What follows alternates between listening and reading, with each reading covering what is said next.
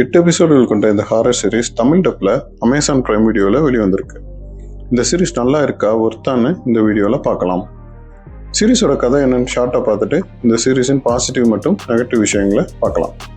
தொடரின் நாயகியான மது படித்து முடிச்சுட்டு அவங்க சொந்த ஊர்லேருந்து டெல்லிக்கு வேலை தேடி வராங்க.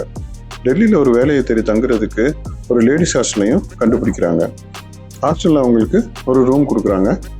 இந்த ஹாஸ்டலுக்கு உள்ளே போனால் அங்கே ஏற்கனவே தங்கி இருக்கிற பெண்கள் உன் ரூமில் போய் இருக்கு, இங்கே வராத, அப்புறம் வெளியவே போக முடியாது, ஓடி போயிட்டு விரட்டி விடுறாங்க. இவர்கள் நடவடிக்கை எல்லாமே வித்தியாசமான முறையில் இருக்கிறது. 3 பேர் ஹாஸ்டலை விட்டு வெளியவே போகிறது கிடையாது. இன்னொரு ட்ராக்கில் பார்த்தா டாக்டர்னு ஒருத்தன் வரான். பேய் ஓட்டுறேன், நோயை குணப்படுத்துகிறேன், ஆத்மா எனக்கு வேணும் என்று நிறைய பெண்கள் உட்பட நிறைய பேரை கொண்டுகிட்டு இருக்கான். இந்த ஹாஸ்டல் வார்டனு ஃப்ரெண்டாக ஒரு பெண் கான்ஸ்டபிள் வராங்க. அவங்க தன்னோட மகனை காணோன்னு தேடிட்டு இருக்காங்க. இதெல்லாம் போயிட்டு இருக்கப்ப நம்ம ஹீரோயினுக்கு வெந்து வேகாமல் இருக்கிற ஒரு ஜந்து அப்பப்போ பயங்காட்டுது.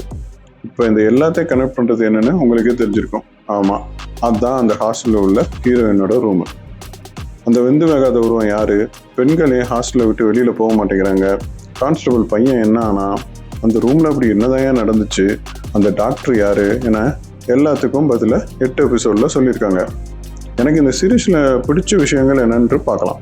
டெல்லி போன்ற சிட்டியில் பெண்கள் அன்றாடம் சந்திக்கும் பிரச்சனைகளை சொல்லியிருக்கு. வழக்கமான ஹாரர் சீரீஸ் போல் இல்லாமல் பெண்களை மையமாக வச்சு ஒரு சைக்காலஜிக்கல் ஹாரராக எடுத்துகிட்டு போயிருக்காங்க.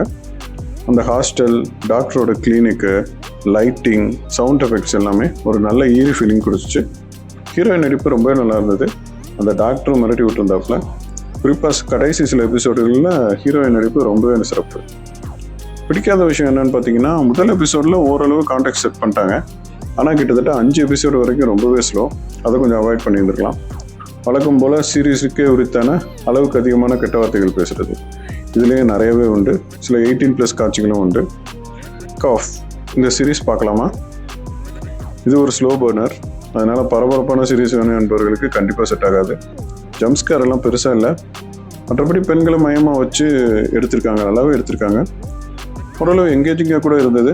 கண்டிப்பாக ட்ரை பண்ணலாம்.